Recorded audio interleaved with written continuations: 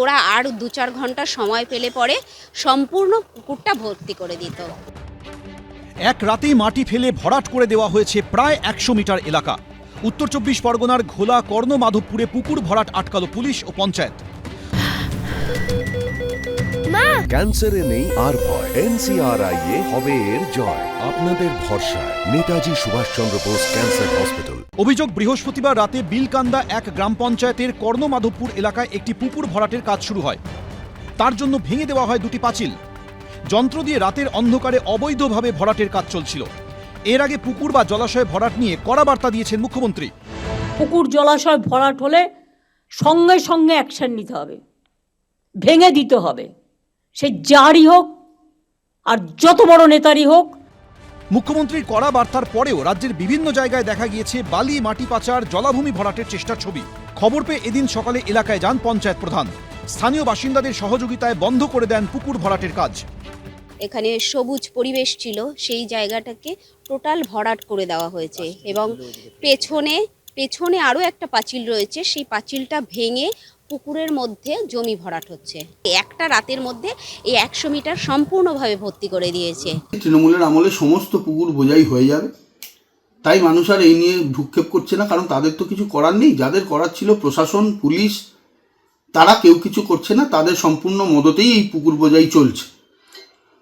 তো এই পুলিশ যাচ্ছে, জেসিপি ধরে নিয়ে আসছে, মেশিনপত্র তুলে নিয়ে আসছে, এসব সবটাই আইওয়াস, লোক দেখানো। আবার নিয়ে আসার পর তারা এসে টাকা পয়সা রফা করে নিচ্ছে, পুলিশ আবার সব ছেড়ে দিচ্ছে। এর আগে ভাটপাড়ায় গভীর রাতে পুকুর ভরাটের অভিযোগ ওঠে।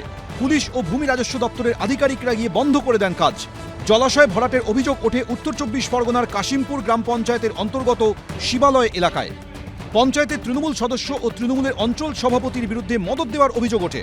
এবার পুকুর ভরাটের অভিযোগ উঠল ঘোলার কর্ণমাধবপুরে। ঘোলা থানার পুলিশ জানিয়েছে 3টি মাটি কাটার যন্ত্র আটক করা হয়েছে। অভিযুক্তদের খোঁজ চলছে। সমীরণ পাল, এবিপি আনন্দ, উত্তর 24 পরগনা।